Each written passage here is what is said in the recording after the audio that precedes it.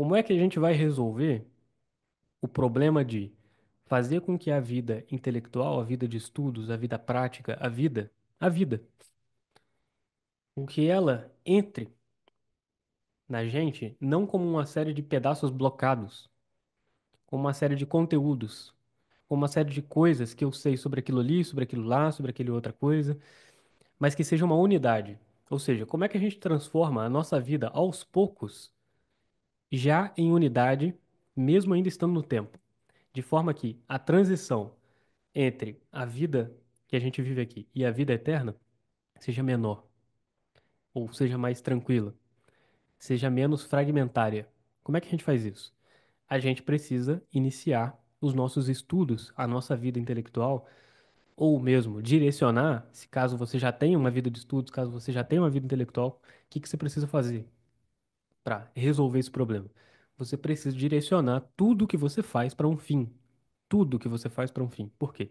Porque tudo não dá certo se você direcionar só uma parte. Vocês vão entender isso aqui. Mas olha só, o que que a gente precisa fazer então? Eu vou passar um exercício para vocês. Anotem esse exercício, né? Vou dar um tempinho para vocês pegarem um papel, alguma coisa. Anotem esse exercício, por quê? Não à toa, o professor e filósofo Olavo de Carvalho começou o curso dele, o COF, né? Com esse exercício. E eu recomendei esse exercício quando eu fiz o evento de anúncio da escola. Por que esse exercício? E é qual? O necrológio. Esse exercício, ele forma pra gente, ele informa pra gente qual é a imagem que a gente quer ter da gente mesmo no fim. E eu já adianto pra vocês que essa imagem, ela muda e ela tem que mudar. É necessário que ela mude. Mas como é que é esse exercício? Vamos lá. Você vai escrever, pegar um papel, uma caneta, você vai escrever mesmo, tá? Não faça digitado, não. Escreva. Escreva num papel como se fosse um amigo seu ou algum parente seu, alguém que te conhece, contando para outra pessoa, uma terceira pessoa, que você morreu e quem você foi.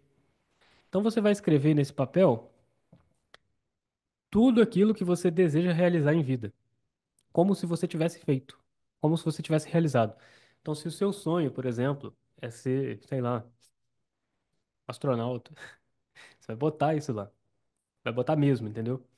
Ah, o meu sonho é ser, não sei, um pai de família que conseguiu levar os filhos para o céu, que conseguiu fazer isso, conseguiu fazer aquilo, conseguiu ser santo.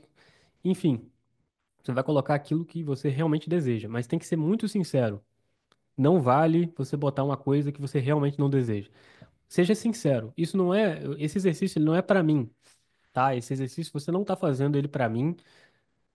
Eu posso ler para te ajudar, de repente, né, para te dar uma ideia se tá soando verdadeiro, se tá soando falso, né? Se tem alguma coisa ali que não tá muito certa no sentido de, fiz o exercício errado, então você pode enviar para mim, eu posso te ajudar nesse sentido. Mas a resposta que você vai colocar, o texto que você vai escrever, ele é para você. Ele é um direcionamento para você. Qual é a finalidade desse exercício? É você tentar remontar, é você tentar montar, na verdade, uma imagem final que seja para você uma imagem boa, uma vida que deu certo. Então, se a sua vida deu certo, imagina só a sua vida dando 100% certo. É isso que você vai escrever ali. Uma pessoa que te conhece, contando para uma terceira pessoa quem era você, a sua vida. Contando os seus feitos, contando quem você foi, contando o que você deixou de legado. Enfim, tudo isso vai formar para você qual é o seu objetivo. Você vai ter claramente, diante de você mesmo, qual é o seu objetivo, para onde você tem que ir, o que você tem que fazer. De forma que você já vai iniciar essa formação, você já vai iniciar esses estudos de aprofundamento, de enlarguecimento da inteligência, da personalidade, sabendo mais ou menos a direção que você tem que ir. Como eu disse, isso muda, tá? Isso vai mudar, por quê? Isso muda muitas vezes por conta da idade, né? A gente vai crescendo e as mudanças na nossa vida, né? Então, por exemplo, você se casa, você tem filhos, você começa a trabalhar em um emprego diferente, enfim, essas coisas vão mudando as nossas concepções. Então, você vai começar a ter, de repente, uma outra visão do que é uma vida boa, do que é uma vida que deu certo. E aí você vai repetir esse exercício. né? Eu sugiro que vocês repitam aí daqui a um ano, daqui a 6 meses. Daqui a 6 meses já vai ter mudado alguma coisa. Daqui a um ano vai ter mudado mais. Daqui a 5 anos, mais ainda. E isso vai trazendo para vocês uma certa disciplina daquilo que eu tenho que ser, daquilo que eu tenho que seguir. Essa disciplina, essa visão clara, ela vai ser o seu norte. Então, tudo aquilo que eu falar aqui, todas as formações que a gente fizer, tudo aquilo que a gente estudar aqui, vai ser para você um mecanismo, ou então um instrumento para você realizar isso aí que você colocou no papel. Isso que você colocou no papel vai ser 100% ao longo da vida, como eu disse? Não. Mas você precisa fazer. Por mais que não seja perfeito, por mais que você saiba, e muitas pessoas eu acredito que vão ter essa impressão fazendo a primeira vez, tá? Isso é normal. Você vai ter a impressão de que tá soando falso, você vai ter a impressão de que você está colocando alguma coisa ali que não é muito o que você realmente quer. Mas isso é importante. Quando você escrever um negócio ali, sei lá, quero ser santo, você vai notar que você não quer de verdade. Você vai notar que tem um negócio em você que incomoda, que fala assim, olha, eu tô escrevendo isso aqui, mas eu quero querer, mas eu não quero ainda. E isso é muito importante, porque isso, se vocês notarem, o que vocês estão fazendo é um exame de consciência futuro da vida. É um exame de consciência pós-morte, né? É você olhar para trás e falar assim, deu certo ou deu errado? A minha vida foi um grande pecado ou foi uma grande virtude? Entende? Então, o único modo da gente ser eficiente na vida intelectual, na busca da verdade e da sabedoria, é confessar a nossa vida para a gente mesmo. É confessar a nossa vida diante de Deus, que nos empresta a sabedoria, que nos empresta a verdade. Então, se você não for confiante, sincero e confidente diante de Deus, confiante no sentido de não fique se preocupando o que que ele vai achar de você, porque você nunca vai saber o que ele vai achar de você até ele te falar, tá? Isso aí, você fica pensando se Deus te odeia, se Deus te ama, é irrelevante, não adianta, tá? Ficar tentando fazer imagens do que Deus pensa, de como Deus é, não funciona. Então você tem que ser confiante e você tem que ser sincero e confidente, ou seja, você tem que confessar realmente. Confessar o que você quer, confessar o que você deseja, confessar o que você não deseja e deveria desejar, confessar aquilo que você é no momento, aquilo que você está sendo no momento, qual é a sua dificuldade. Enfim, tudo isso você vai condensar de uma maneira que seja palatável para você mesmo. Porque se você não fizer isso, você jamais, entenda, jamais mesmo, tá? Você jamais vai poder ter uma vida de estudos que seja assim, tenha profundidade. Vocês podem ver aí no YouTube facilmente, no Instagram mais ainda, um monte de gente que fala sobre um monte de coisa. Fala sobre, sei lá, a fé católica, fala sobre história, enfim, um monte de assuntos, filosofia. E você, se começar a notar, você vai perceber que muita gente fala repetindo o que outras pessoas falaram, simplesmente. Mas aquilo ali não tem uma força, sabe? Por mais curioso, por mais interessante que seja, parece que não tem lastro, não tem verdade, não tem fundo.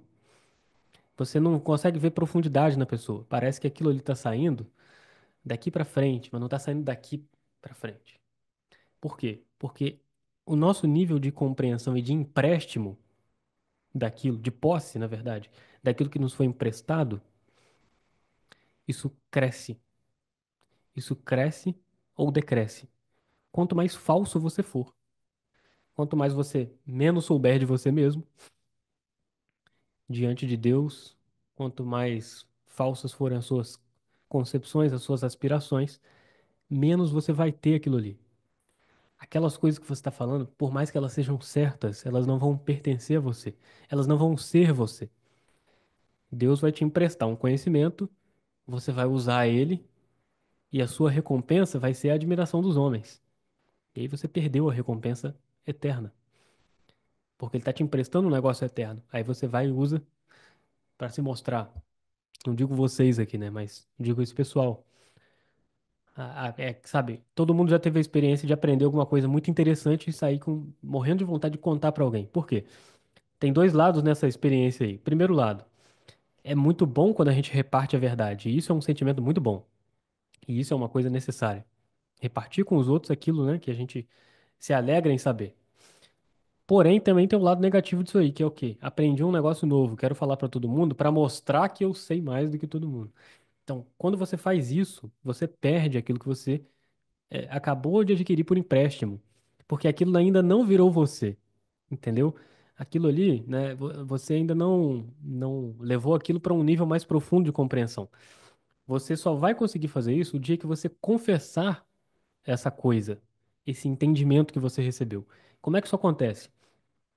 O dia que você receber uma informação e aquela informação ela foi entrando dentro de você até que ela vire algo que você mesmo viu, e não só que você ouviu. Ou seja, o dia que aquela informação, aquela frase, aquele entendimento se tornar uma experiência que você possa dizer, olha, eu vi isso aqui, eu experienciei isso aqui. Ou seja, você está confessando o que você viu. Você está dando testemunho. O dia que aquela informação se tornar um testemunho, você tem ela. Ela se tornou você. Enquanto você não tiver isso, você não vai ter profundidade, você não vai ter vida intelectual de verdade. Você não vai ter sabedoria de verdade. As pessoas que adquirem sabedoria, você já notou que pessoas como Aristóteles, por exemplo, como São Tomás de Aquino, como Santo Agostinho, ou tantos outros filósofos, e até não filósofos, a quantidade de coisas que eles sabem, e não só que eles sabem, mas que eles sabem com profundidade, eles sabem realmente apresentar aquilo.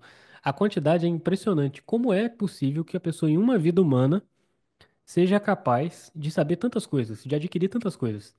Simples. Na verdade, é muito simples. Eles aprenderam esse mecanismo. Eles aprenderam a não simplesmente gravar e repetir uma informação.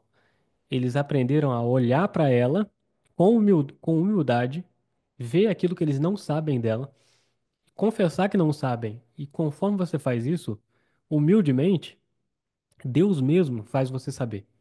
Deus mesmo concede a sabedoria.